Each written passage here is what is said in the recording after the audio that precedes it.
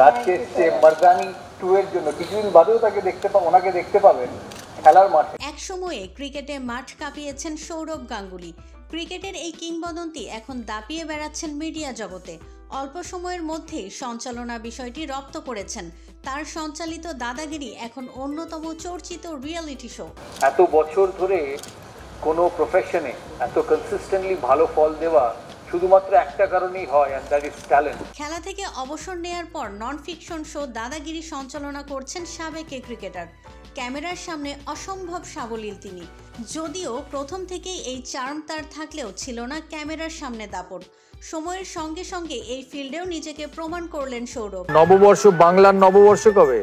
বাংলা নববর্ষ পয়লা বৈশাখ। পয়লা Boishakh, very good. দাদাগিরি এক অন্য লুকে তুলে ধরেছে তাকে।